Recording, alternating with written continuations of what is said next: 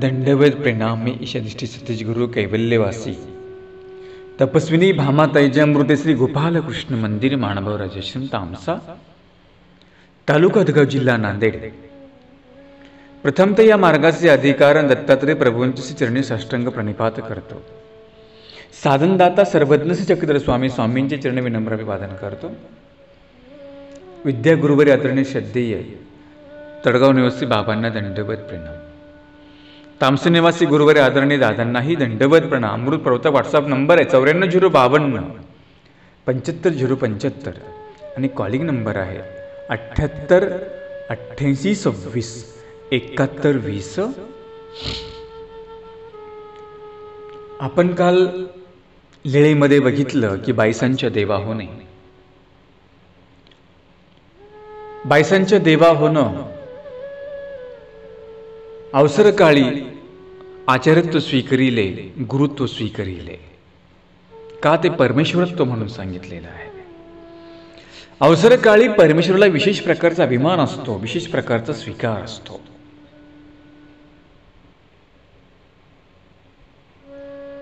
देवा होणे म्हणजे अवसर काळी परमेश्वर जीवाला वेगळ्या प्रकारचे विशेष दातृत्व करत असतात।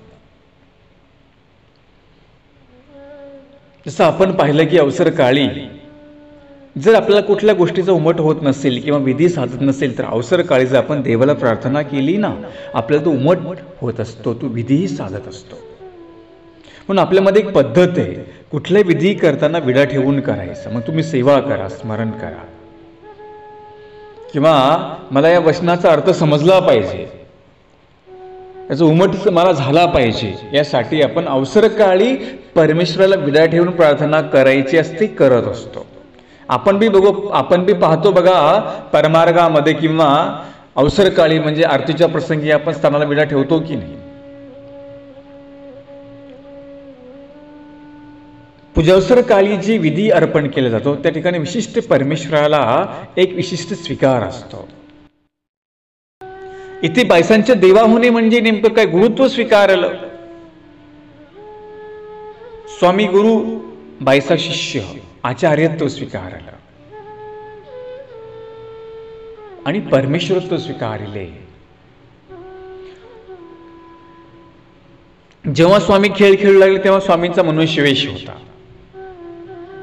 तिथे जीवाचा कर्मनाशाचा हेतू स्वामींचा होता।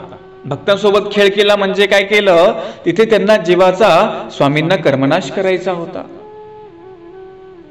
पण पूजावसर काळी देवा होणे म्हणजे काय? परमेश्वरत्व स्वीकारिले। म्हणून कुठलाही क्रिया करत असताना, विधी करत असताना आपण जो विडा समर्पण करून करतो की नाही, त्याचं मूल्य फार वेगळं असतं। जसं आपण घरी सेवा करतो, आपण सुद्धा एक सुपारी ठेवायची, मग सेवेला बसायचं। कारण की ती विधी मधली एक प्रकारची वेगळी आगळिकता आहे।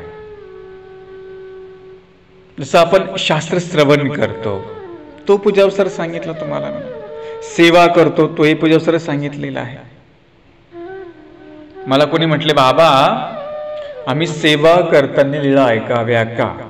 जर आम्ही दत्तात्रय प्रभूंची सेवा करत असेल आणि स्वामींची लीळा ऐकली चालतात का? म्हटलं हो। जरी तुम्ही दत्तात्रय प्रभूंचा विशेष तुमच्या समोर असेल तर आपण लीळा स्वामींच्या ऐकू शकतो, किंवा ज्यांच्याकडे वेळ असेल ते दत्तचरित्र ऐकू शकतात, ज्यांच्याकडे वेळ नसेल त्यांनी सकाळी लीळा ह्या ज्या काही चरित्र आपल्या ग्रुपमधून आपण ते ऐकू शकतो।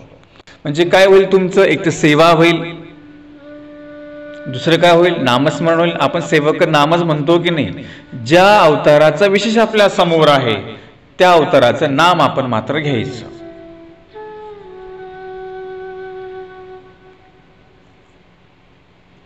तर काही मला म्हटले, बाबा सेवा करताना पारायण केलं चालतं का? नाही, पारायण हा विधी वेगळा आहे, सेवा हा विधी वेगळा आहे। सेवा करताना तुम्ही शास्त्र श्रवण करा, किंवा सेवा करताना मुखामध्ये नाम राहतं की नाही, म्हणजे नामस्मरण होतच ना तुमचं। आणि दुसरी गोष्ट लीळा पण आठवते, म्हणजे सेवा करताना 3 लाभ आहेत, स्मरण करताना 3 लाभ आहेत। म्हणजे सेवाही होते, ज्या अवताराचा विशेष आपल्या समोर आहे त्याचं स्मरण आपल्याकडून होतं आणि लीळा पण ऐकल्या जाते. असं काही नाही की वेगळा वेळ तो लीळेसाठी तुम्हाला काढला पाहिजे. हा ज्यांना पण ज्यांच्याकडे वेळ नसतो त्यांनी मात्र सेवा करताना लीळा श्रवण करू शकतात. दुसरा एक मला प्रश्न केलता, म्हटले बाबा जर म्हटले आपण स्मरण करताना जर लीळा नाही आठवली मग स्मरण काय व्हायला जातं का? कोणीतरी मला ग्रस्ताने सांगितलं, एक बाईंनी मला सांगितलं. म्हटलं तुम्हाला असं कोणी सांगितलं? एक आहे नामस्मरण, एक आहे लीळा स्मरण,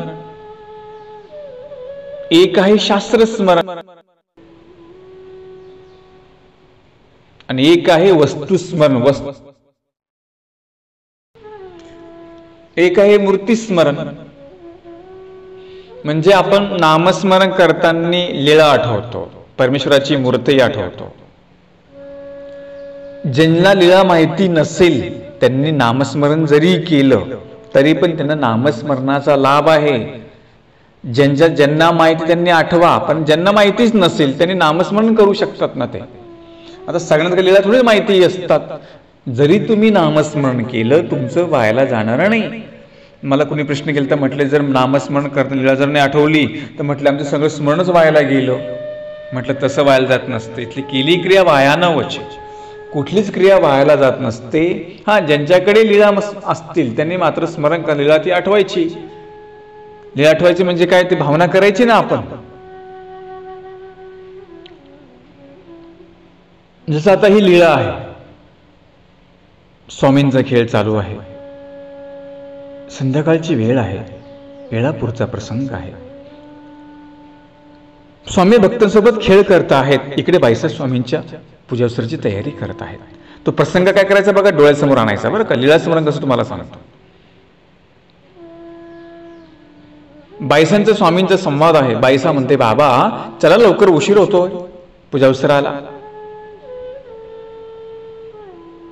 स्वामींनी ऐकून ऐकल्यासारखं केलं. पुन्हा बाईसा रागवतात, भक्तांना रागवतात आणि स्वामी म्हणतात की आता बस करा, आता आपल्याला जावं लागेल.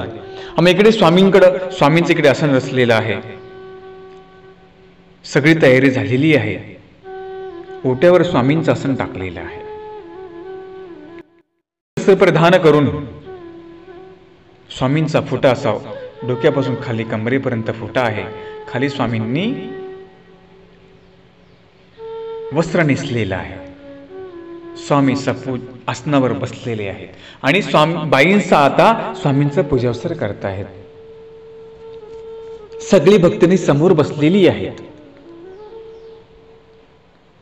तिथे दीप लावलेला आहे, धूप लावलेला आहे, दीप लावलेला आहे. बाईसा स्वामींची पूजा करतायत. स्वामींना बाईसा टिळा लावत आहेत, पुष्प समर्पण करत आहेत. जेत मंगला परम मंगला परम मंगल रूपा आरती ओळखत असताना ही जती ओळखत आहेत. सगळी भक्तांनी ध्यानस्थ बसलेली आहेत. अशा प्रकारे पूजावसरानंतर स्वामींच्या ठिकाणी आरोगणा चालू आहे. स्वामी बसलेले आहेत. बाईसा स्वामींना विनंती करत आहेत. सोज्वळ पदार्थ स्वामींच्या ताटामध्ये आहे. अशा प्रकारचा तो पूजावसर आपण डोळ्यासमोर आणायचा. हा प्रसंग मी तुम्हाला सांगितला. असे वेगवेगळे प्रसंग आहे. प्रत्येक लीला ही भावना करण्याची, म्हणजे आपल्या ती भावना म्हणजे काय, आपल्या डोळ्यासमोर ते दृश्य उभं करायचं. आपण नाही का भावना करतो, मी अमक्या ठिकाणी गेलो, मी असं केलं तसं केलं. जसं ही लीळा आपण आता ऐकली, भावना कशी करतो मला मी सांगितलं, ते दृश्य आपल्या डोळ्यासमोर आणायचं. याला म्हणतात लीळा स्मरण. नामस्मरण करता करता आपण लीळा डोळ्यासमोर आणू शकतो की नाही? म्हणजे भावना म्हणजे चित्र आपल्या डोळ्यासमोर ते उभं करायचं, याला म्हणतात भावना.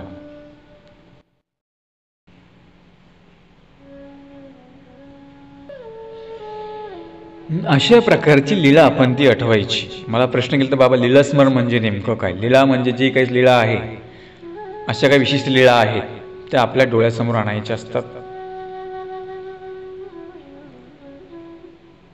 त्याचप्रमाणे म्हणजे सेवेमध्ये 3 लाभ सांगितले. सेवा करताना सेवाही होते, स्मरणही होतं आणि लीलाही श्रवण होते. जे स्मरण करताना लीलाही श्रवण, म्हणजे कुणी कुणी स्मरण करताना सेवाही करू शकता, सेवा कर स्मरणही करू शकता. जो अवताराचा विशेष आपल्या समोर आहे त्याची आपण नाम म्हणायचं. जर तुम्ही दत्तात्रय प्रभूंची सेवा करता, लीला नसतील तुमच्याकडे, तर स्वामींची लीला आपण ऐकू शकतो, काय अडचण नाही. परंतु ते ज्यांना विशिष्ट वेगळा वेळ भेटत नाही त्यांनाही मी सांगतो की तुम्ही सेवा करताना, स्मरण करताना लीला ऐकू शकता. 3 लाभ झाले की नाही? एक तर सेवा झाली, स्मरण झालं आणि शास्त्रीय श्रवण झालं. शास्त्रीय श्रवण सुद्धा ते स्मरणामध्येच मोडल्या जातं. तो एक पूजास्तर मी तुम्हाला सांगितला. म्हणून अशा प्रकारे ही लीला आठवायची असतात, पूजावसर करायचा असतो. पूजावसराचं गुमटं किती आहे हे तुम्हाला मी सांगितलं. म्हणून मंगळ काळ चुकवायचा नाही. अशा प्रकारे आपण बायसांच्या देवा होणे हा हेतू आपण बघितला. काही मुद्दे तुम्हाला मी सांगितलेले आहे. तर पुढे आपण चरित्र पाहणार आहोत. लीला क्रमांक 212. शंकरेश दंडवत हो शंकरेश्वरी बोणे कथन.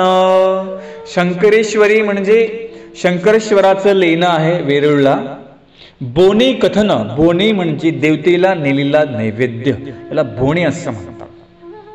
कथन म्हणजे स्वामींनी ती कथा सांगितलेली आहे. एकुदी गोसाव्याचा पूजावसरू झाल्यानंतरे विहरणासी लेण्यासी भिजे केले. एक दिवस गोसावी, उद्याचा म्हणजे सकाळचा, पूजावसरू झाल्यानंतर, पूजावसर झाल्यानंतर मला प्रश्न केला होता. म्हटले बाबा आम्ही जर सकाळी 3ला उठतो किंवा कुणी 4ला उठतो तर 3लाच आरती करायची का? म्हटलं नाही. जेव्हा तुम्ही सकाळी उठता आपले विशेष जे आहेत आपण त्यांना आपल्या असणं अधिष्ठित करतो. आपण रात्री निद्रा केलेली असते, आपण सकाळी ते विशेष पुन्हा असणं अधिष्ठित करतो. आणि मग उठल्यानंतर आपली जी पूजा आहे तिथले फुलं वगैरे बाजूला करून स्वच्छता करून तुम्ही स्मरणाला बसायचं. स्मरण करा, सेवा करा किंवा शास्त्रश्रवण करा आणि मग 4:30 किंवा 5 वाजता मग मात्र आपण ती सकाळची आरती करायची असते. ठीक आहे, तुम्ही 3ला लगेच करू नका, पण उठल्यानंतर आपण जेव्हा देव उठवतो की नाही तेव्हा मात्र आरती उदबत्ती तिथे लावून ठेवायची. ती आपली आरती उदबत्ती, आपली सेवा आरतीपर्यंत ती चालली पाहिजे. आता कोणी 3ला उठतं, कोणी 4ला उठतं, प्रत्येकाच्या उठण्याच्या परी वेगळ्या आहेत बरं का. पण आरती जी आहे ती मात्र 4:30 किंवा 5ला तरी झालीच पाहिजे, प्रातःकाळची आरती. आणि मग आरतीचा तो टायमिंग आहे ना 4:30 किंवा 5 आपण ती आरती करू शकतो. पण उठल्यानंतर काय करायचं? अशा प्रकारे विशेष अधिष्ठित करून आपण स्मरण, सेवा, शास्त्रश्रवण ह्या गोष्टी करू शकतो. पण 4:30ला किंवा 5ला मात्र आरती करायची. तुम्ही पाहता की नाही 5ला आरती मात्र सकाळची केलीच जाते. प्रातःकाळची आरती ही 5ला म्हटलीच जाते. आपण ती आरती 5 वाजता म्हणायची असते. त्या अगोदर तुम्ही बाकीचे विधी करून घ्या. नंतर मग तुम्ही पारायण करा, बाकीचे तुमचा विधीही करा, नंतर तुम्ही स्मरण करू शकता. परंतु जे लवकर उठतात त्यांचं सांगतो. आणि सकाळी उठलंच पाहिजे लवकर. कोणी 3ला उठतं, कोणी 4ला उठतं. मी व्हॉट्सअपच्या ग्रुपच्या माध्यमातून पाहतो, काहींचा 3ला दंडवत असतो, काहींचा 4ला असतो, 4:30ला असतो. म्हणजे आपण जी सकाळचा विधी तुम्हाला मी सांगतोय म्हणून उठल्यानंतर हा विधी करा, सेवा करा, स्मरण करा. शास्त्र श्रवणही करू शकता, पण आरती मात्र कितीला करायची? 5ला करायची किंवा 4:30ला करायची. परंतु तिथले सगळे टापटीपणा, ते सगळं स्वच्छता करून, ती फुलं ते अक्षता बाजूला टाकून, अक्षता रात्री देवर जर आपले काही अक्षता असेल ती रात्री सगळी बाजूला काढायची, शिळे फुलं बाजूला काढायची. आपल्याकडे जर फुले असतील तर निद्रेसाठी आपण गुलाबाची, मोगऱ्याची सुगंधित पुष्प मात्र पुष्पान निद्रा करायची. जर आपल्याकडे असतील तर करायची, जर नसतील तर इथं बाजारामध्ये फुलं भेटतात. आपण दररोज देवाला निद्रेसाठी माझ्याकडून 20 रुपये 10 रुपये आपण आणलीच पाहिजे. की आपण प्रपंचाला किती खर्च खंडीभर करतो, देवासाठी नको का करायला? किंवा आता फ्रीज आहे, एकदाच आणून ठेवायचे 1 किलो 2 किलो, फ्रीजमध्ये फुले राहतात. म्हणून ही निद्रेला, दुपारच्या आरतीला, संध्याकाळच्या आरतीला, पूजावस्त्राला ही पुष्प आपण समर्पण करता आली पाहिजे. पुष्प एक वाहिजे, पुष्प अर्पण करता आलं पाहिजे. निद्रा करत असताना निस्तीच करण्यापेक्षा जर फुलांनी केली तर त्याचं आणखीन एक वेगळा, आपल्याला एक वेगळं समाधान जाणवतं, वेगळी प्रसन्नता जाणवते. तुम्ही नाही का माहुरला निद्रा बघा, कशी पूर्ण पुष्पांच्या शैनांनी, त्या पाकळ्यांनी त्या दोन्ही ओट्यावर शेज असते. किंवा तुम्ही अंबाळीची सेज पाहिली असेल, म्हणजे प्रत्येक खांडीची, स्थानाची, आश्रममध्ये आपण पाहतो वेगवेगळी, फार वेगवेगळी त्याची महती असते. आणि म्हणून आपण ज्या ठिकाणी, ज्या स्थानी गेलो, ज्या मार्गामध्ये गेलो, तिथलं काही गुण आपल्याला घेऊन निघता आला पाहिजे. आपण काय करतो? फक्त जातो, स्थान नमस्कार करतो, फक्त आपलं काय हेतू नारळ ठेवतो, विडा समर्पण करतो, निघाला. माऊरला राहिले का म्हटले मुक्कामी? हो राहिले. मग काय तिथे पाहिलं? तिथे गेल्यानंतर निद्रा कशी करतात, सेज कशी करतात, तिथला तो टापटीपणा कसा असतो, तिथला तो पूजावसराचा नियम कसा असतो, त्या काळी ते काय काय करतात, हे सुद्धा बघण्यासारखं असतं की नाही? फक्त आपलं जायचं, टाळ्या वाजवायच्या, उपर दाखवायचा, खायचं, निघायचं. जेथ जायचे तिथले काही गोमटे घेऊन निघायचे, तिथलं काही गोमटे घेऊन निघालं पाहिजे. मग तुम्ही स्थानाजवळ जा, कुठे मार्गामध्ये जा, किंवा एखाद्या वासनिकाच्या घरी तुम्ही जा, तिथे सुद्धा काही काही नामधारक वासनिक उत्तम प्रकारे निद्रा सेज करत असतात, उत्तम प्रकारे आचरणी करत असतात. त्यांचा आचार तुम्ही बघा.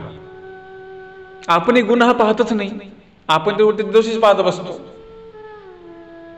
आपण नाही हो, त्या स्थानापाशी गेलो आणि आम्हाला विचारलंच नाही, त्या बाबांनी आमची विचारपूसच केली नाही, आम्ही त्या स्थानापाशी गेलो तिथं आमची काही व्यवस्थाच झाली नाही. स्थानापाशी व्यवस्था करायला गेली ती तुमची की तुमची तर काय विधी करायला गेले होते सांगा? तुमची व्यवस्था काय करायची? आपण जायचं, आपण सगळं ते करायचं. काही काही लोक नाही हो, आम्ही तिथे गेलो होतो, तिथे ना आम्हाला मच्छरच खूप चावले, तिथे की नाही बाकीच्या गोष्टी बरोबर नव्हत्या, तिथे की नाही पंखाच नव्हता. तिथे गेल्यानंतर ज्या स्थानी आपण गेलो तिथे पूजावसर बघा.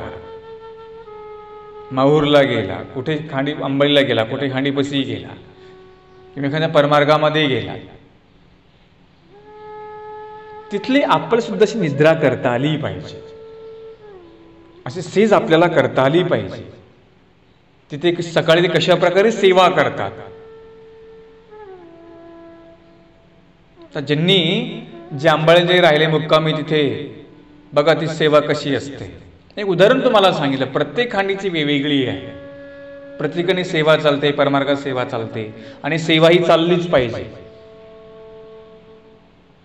घर असो की मार्ग, ज्या मार्गामध्ये सेवा चालते, स्मरण चालतं, पारायण चालतं, त्या मार्गामध्ये प्रसन्नता जाणवते. ज्या स्थानी सेवा चालते, ज्या स्थानाकडे सेवा चालते, विधी चालतो, त्या स्थानापाशी प्रसन्नता जाणवते. नंतर काही काही स्थानं सुद्धा भकास जाणवतात, काही काही आश्रम सुद्धा भकास वाटतं आश्रम मध्ये. हो, आमच्यामध्ये पण असा प्रकार आहे, तुमच्यातच नाही तो, तुमच्या घरी सेवा चालते, स्मरण चालते, ते प्रसन्नता जाणवतेच की. आमच्यामध्ये पण ज्या आश्रम मध्ये सेवा चालते, विधी चालतो, तिथे एक वेगळ्या प्रकारची प्रसन्नता जाणवते. आपण नाही का बाबा आम्ही त्या मार्गामध्ये गेलो हो, काय प्रसन्न आहे, का प्रसन्न आहे ते तिथे सेवा चालते, त्रिकाळ पूजा अवसर चालतो म्हणून तिथे प्रसन्नता आहे. नुसतं देव असणं असून चालत नाही, नुसतं विशेष असून चालत नाही. आपल्याकडे किती खंडीभर विशेषाला अजिबात किंमत नाहीये, कमी का असेल ना, पण त्याची उपार्जना कशा प्रकारे चालते, सेवा कशा प्रकारे चालते, तिथे काही साधना चालते का, याला जास्त महत्व आहे. नाही काही काही स्थान आपल्याला भकास का बरं वाटतात बरं, तिथे सेवा चालत नाही. समजून घ्या, इथे काही सेवा चालत नाही. काही काही आश्रम मध्ये उदासीनता जाणवते. कशामुळे झालं असं, तिथे पूजावसर चालत नाही, ही त्याची ओळखून असते. जरी बाबा झाला म्हणून काय झालं, पण तो सेवाच करत नसेल, काही उपार्जना करत नसेल, तर त्याची प्रसन्नता राहील का, नाही. म्हणून साधकालाही सेवा आणि स्मरण करावं लागतं. तुम्हालाच नाही बरं का, आम्हालाही करावं लागतं.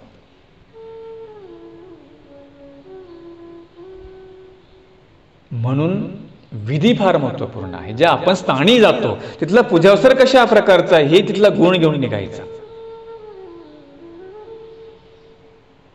मग तुमच्या घरामध्ये पूजा असतेच की आमच्या घरात विशेष तोच असतो, तुमच्या घरामध्ये तोच असतो,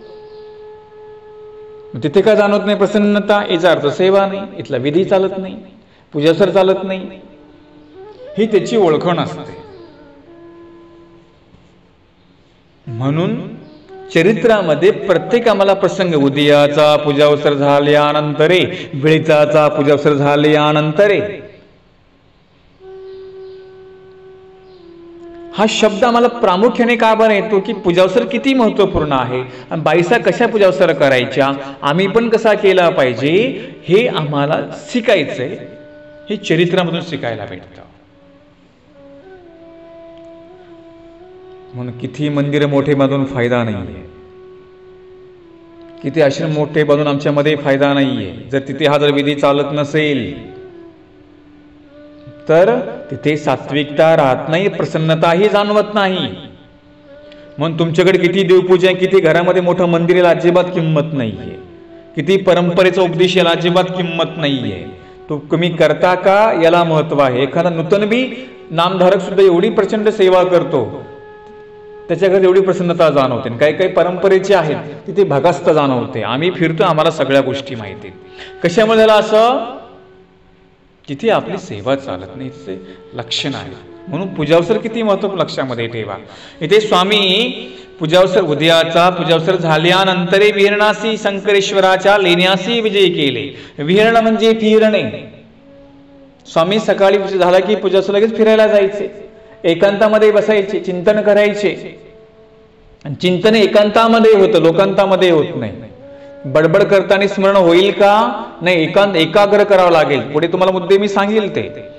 शंकरेश्वराच्या लेण्यासी विजय केले, बाईसी पुसले बाबा या लेण्याच्या, एसना दारवठा काय साम. बाबा बाबा बाईसा विचारते, म्हटले बाबा बाकीची लेणी बघितले पण याचा हा दरवाजा किती मोठा आहे बाबा, याचं कारण काय आहे. सर्वज्ञे म्हणितले या देवतेसी हस्तीवरी बोने ये गाव. काय सांगता स्वामी, म्हटले बाई या ठिकाणी या लेण्यामध्ये या देवतेला हत्तीवर बसून, म्हणजे त्या ठिकाणी हत्तीवर बसून तो मनुष्य त्या देवतेला नैवेद्य घेऊन येत होता, म्हणून याचा दारवटा एवढा मोठा आहे. म्हणजे ती देवता असेल तिथली कोणती, त्या देवतेसाठी हत्तीवर बसून, तिथला काय तो नगरीचा तो राजा होता, तिथला ते विरळपूरचा कोण असेल तो राजाचा नैवेद्य हत्तीवर बसून तिथे यायचा, पायी पायी येत नव्हता, हत्तीवर बसून यायचा. म्हणून याचा दारवठा असा मोठा आहे, हे स्वामींनी सांगितलेलं आहे.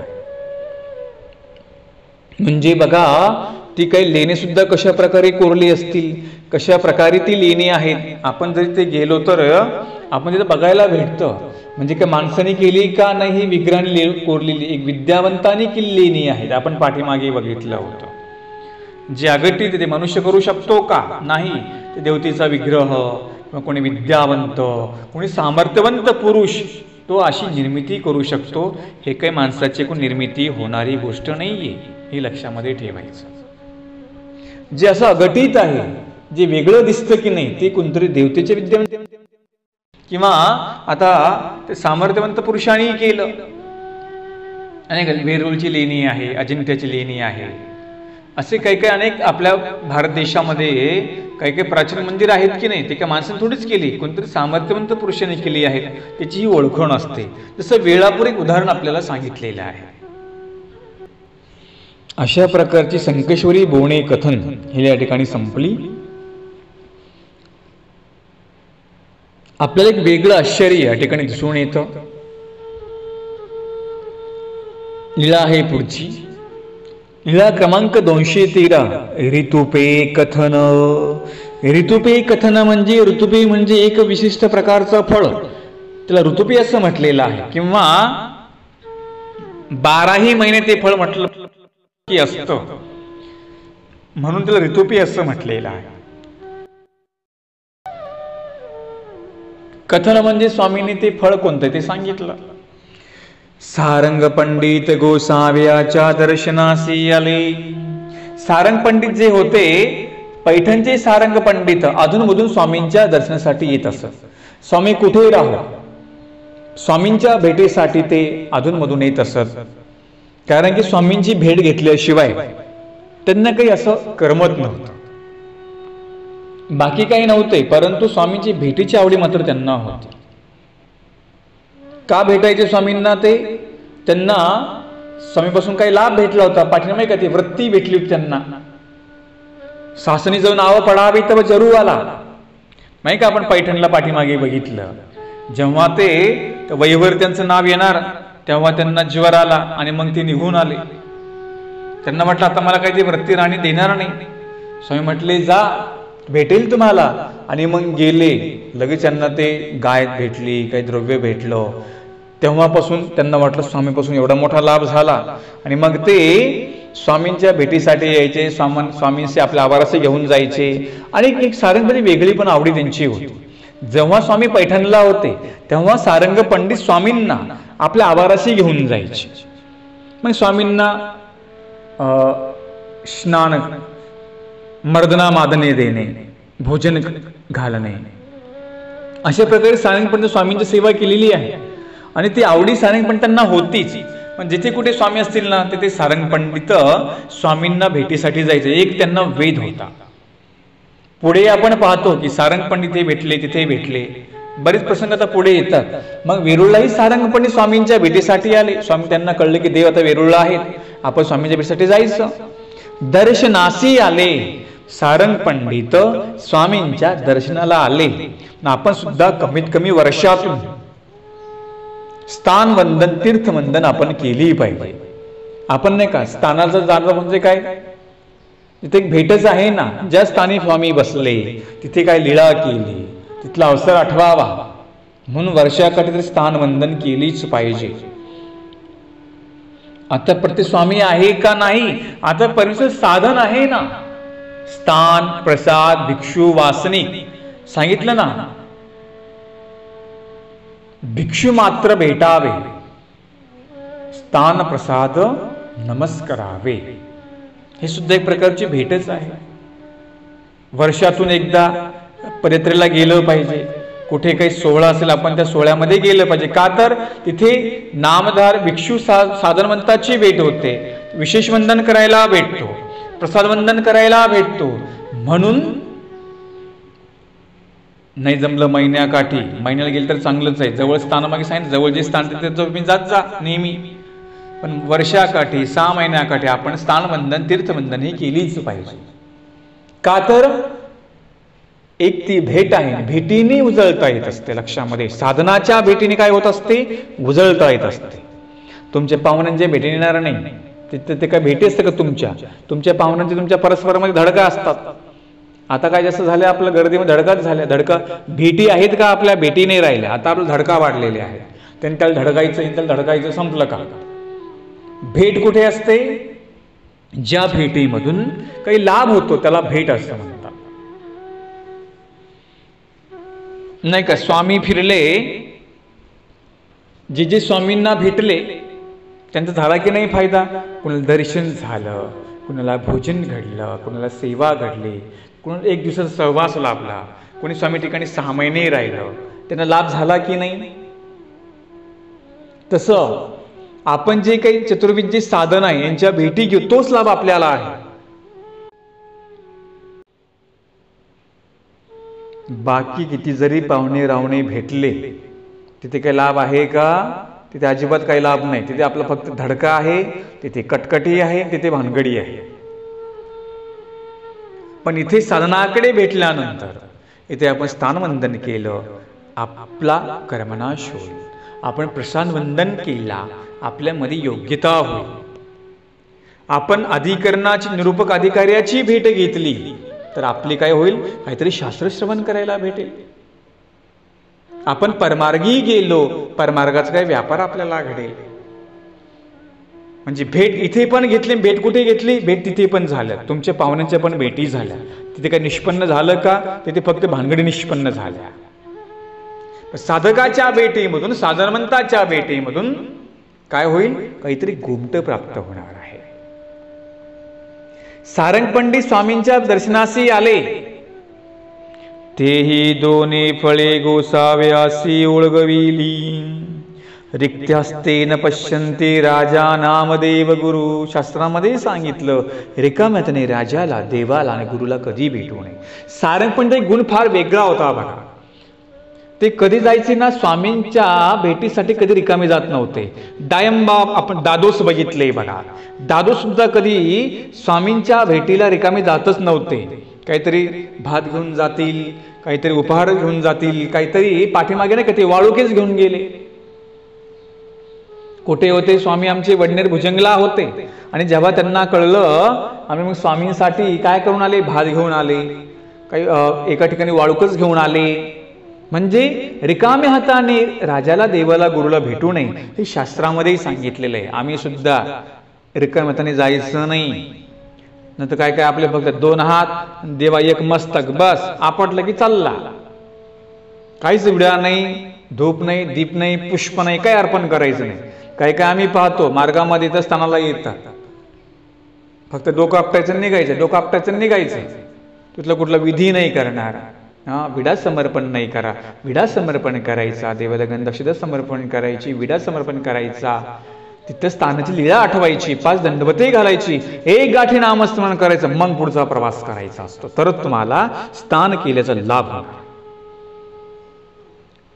स्थान कसं करावं? अशा पद्धतीने करावं. नाही तर मग आपण जातो त्या गर्दी घाईमध्ये जातो. केलं का म्हणून केलं, गेला का म्हणून गेला, आला का आला फिरून. स्थान करते वेळेस, स्थानाला जाते वेळेस अशा पद्धतीने ते केलं पाहिजे. सर्वज्ञ प्रतिष्ठानच्या पदयात्रेमध्ये तुम्ही बघा 2000 लोक असतात, परंतु ते देवपूजे रांगेमध्ये करावे लागते. 1-1 तास रांगेमध्ये उभं राहावं लागतं. म्हाताऱ्या बाया असतात, म्हातारी माणसं असतात, शिकलेली असतात, सगळ्या प्रकारचा समाज या पदयात्रेमध्ये असतो. परंतु डोळ्याने आम्ही बघितले ते दृश्य.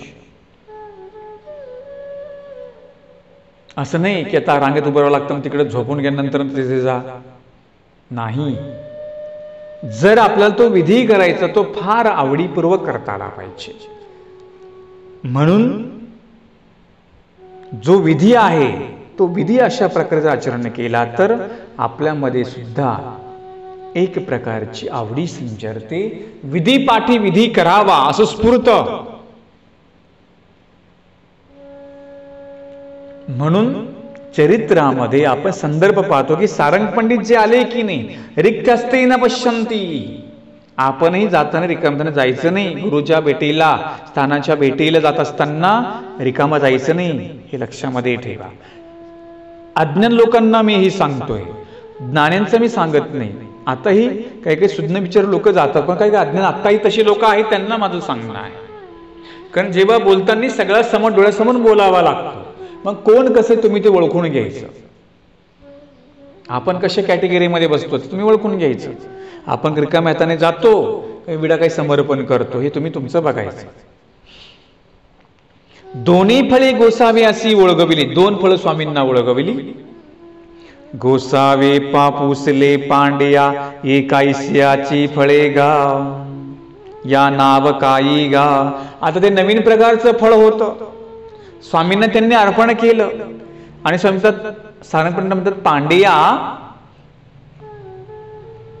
ही कैस्याची फळे गा. म्हणजे फळ काय आहेत, हे कोणत्या फळाचा प्रकार आहे, या फळाचं नाव काय आहे. या नाव काही गा. काय नाव आहे.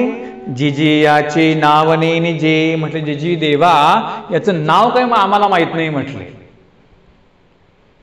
म्हणून मी तुमच्या भेटीला ही आणली म्हटली फळे. मागा महादेवरायाची सभेसी आणली होती. ही फळे म्हटलं अशीच फळे म्हटले मागा त्या महादेवरायाची जी सभा होती की नाही त्या सभेमध्ये पण आणली होती म्हटली अशी ही फळे. परतीथयाचे नाव नेन जे. पण म्हटले त्या सभेमध्ये त्या राजाला नाव आलंच नाही. तिथे जे बसले होते ना बाकीचे राणे राऊत पायी, त्यांना पण या फळाचं नाव सांगता नाही आलं. भरपूर म्हटली चर्चा झाली की हा फळ काय असेल बाबा, फळाचं नाव काय असेल, कोणतं फळ आहे, पण काही सांगता आले म्हटले कोणाला. मग महादेवराये गदो भांडारे यासी दिदली. मग महादेवराजाने काय केलं म्हटले, गदो भांडारी जे होते, गदो भांडारी हे कोण होते, राजाचे खजिनदार होते. त्यांच्याकडे राजाचा जो खजिना आहे ते खजिना सांभाळण्याचं काम गदो भांडारीकडे होते. गदो नाईक भांडारे म्हणजे ते भांडार सांभाळणारे, ते गदो भांडारी. गदो भांडारेसी दिदली, गदो भांडारी मज दिदली. गदो भांडाऱ्यांनी म्हटले ते माझे मित्र आहेत, त्यांनी मला दिलं, मी या गोसाव्यासी ओळगविली आणि मी म्हटलं तुमच्याकडे घेऊन आलो.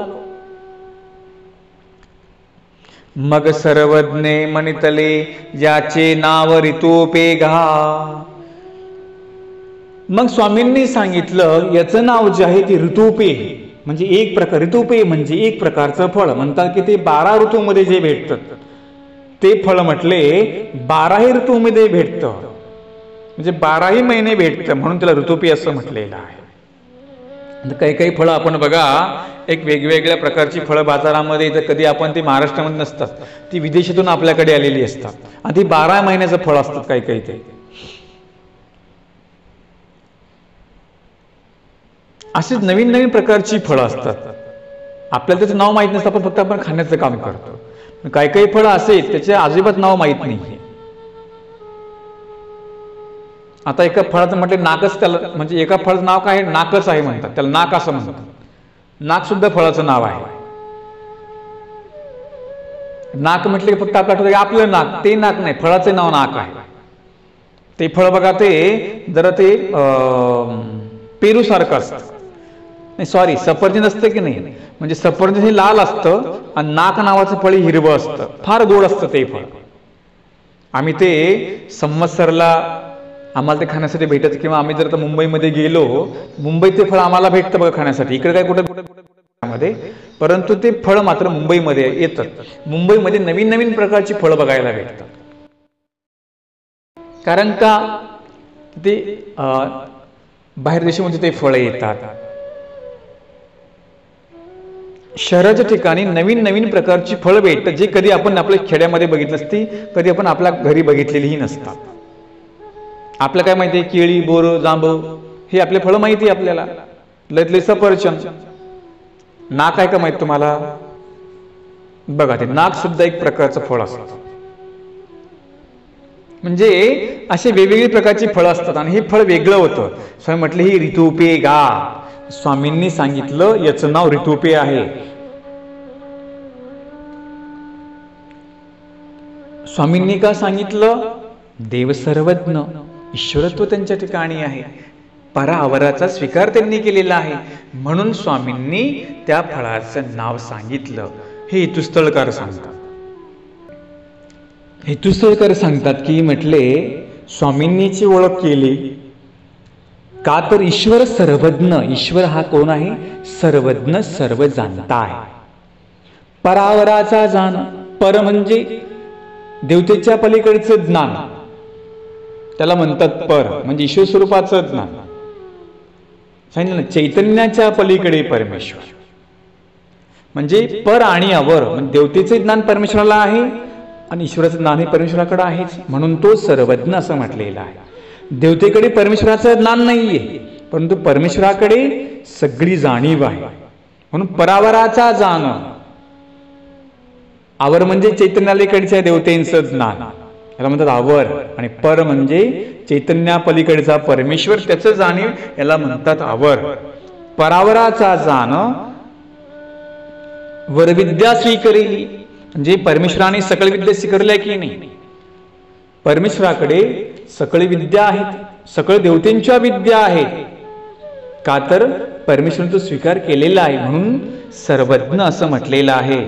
म्हणून परमेश्वर सकळ जाणता, म्हणून फक्त स्वामींनी त्या फळाचं नाव सांगितलं, शब्द सांगितलं पाठीमागे. सर्वज्ञ का म्हणतले, सर्वज्ञ शब्द का आहे? सर्व देवाला जाणीव आहे, जीवाची आहे, देवतेची आहे, परमेश्वराची आहे, म्हणून तो सर्वज्ञ. परमेश्वर हा स्वयंभू ज्ञान शक्तीचा स्वीकार करतात किंवा कुणा निमित्त करून करतात. जसं गोपालकृष्ण महाराज आहेत, त्यांनी काय केलं, स्वयंशक्तीचा ज्ञानशक्ती स्वीकारली. आणि आमच्या स्वामींनी काय केलं, गोविंदप्रभू बाबांना गुरु केलं. दत्तात्रय महाराज आहेत, स्वयंभू ज्ञानशक्तीचा स्वीकार आहे, त्यांचा कोणी गुरु आहे का? नाही, त्यांनी स्वतः स्वीकारले. दत्तात्रय प्रभू पासून चक्रपाणी महाराज, चक्रपाणी महाराजापासून गोविंद प्रभू, आणि गोविंद प्रभू पासून चक्रधर स्वामी, आणि स्वामीपासून कुठे आलं हे? मग पुढे आचार्य परंपरा आली. स्वामींनी आचार्यांना सांगितलं. आणि आता ही सगळी आपण अधिकरणाची नाही मुखे, ज्ञानियाच्या मुखातून आपल्याला हे ज्ञान श्रवण करायला भेटतं. परंतु उगम कुठं आहे? ईश्वर. देवाने सांगितलं म्हणून आपल्याला समजलं की, कोणी देवतेने सांगितलं का जीवाचं ज्ञान? कोण देवतेने सांगितलं का कुठेही मोक्ष? नाही, त्यांना ते ज्ञानच नाही. देवता काय करू शकते? फक्त जे जीवाने अर्जकत्व केलं त्याचं फळ फक्त देऊ शकते, बाकी तिला काही ज्ञान नाही. तिच्याकडे मोक्षही नाही, तिच्याकडे ईश्वराचं ज्ञान तिच्याकडे नाही. हे ज्ञान कोणाकडे? सगळं फक्त परमेश्वर सकळ जाणता, परावर विद्येचा दाता कोण? सर्वज्ञ चक्रधर स्वामी, आणि परमेश्वर अवतार आहे, म्हणून त्याला सर्वज्ञ असं म्हटलेलं आहे. अशा प्रकारे ही ऋतुपेचे स्वामींनी त्या फळाची एक ओळखण करून दिली. म्हणजे ईश्वर सर्वज्ञ कसे होते हे लीळेवरून आपल्याला आणखीन माहिती होतं. एक टेलटपीत मुद्दा सांगितला, म्हटले गदोनायक हे राज्याचे भंडारी सारंग पंडित स्वामींच्या भेटीसाठी चालले होते. सारंग पंडित गदोनायक म्हणतात की, सारंग पंडित तुम्ही कुठेही चालला? ते म्हटले मी देवाच्या भेटीला चाललो. आणि मग गदोनायक म्हणतात, हे तुम्हाला मी 2 फळे देतो, ही गोसाव्याच्या दर्शना करावी. आणि स्वामींना याचं नाव पण विचारा काय आहे ते. गदोनायक जे होते हे सुद्धा अतिशय धर्मनिष्ठ होते. ते फक्त म्हटले नाही देवाला फक्त नाव याचं विचारा, नाही, पहिले म्हटले देवाशी अर्पण करा, नंतर याचं नाव विचारा काय आहे ते. बघा,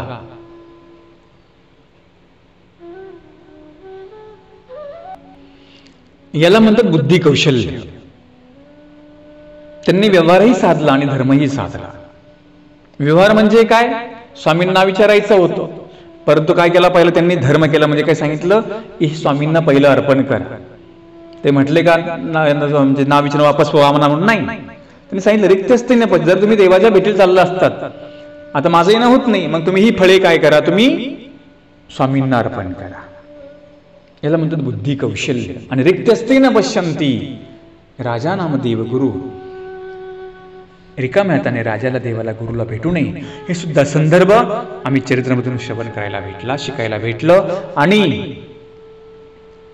ईश्वर तो सर्व जाणता कसा?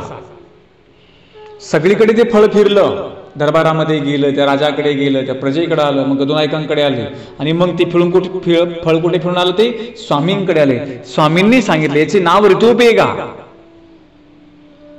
अशा प्रकारे स्वामींचं सर्वज्ञत्व, स्वामी सर्वज्ञ कसे होते या लीळेमधून आम्हाला शिकायला भेटतं. आणि म्हणून देव सर्वज्ञ आहे, म्हणून सर्वज्ञाशी शरण गेलं पाहिजे.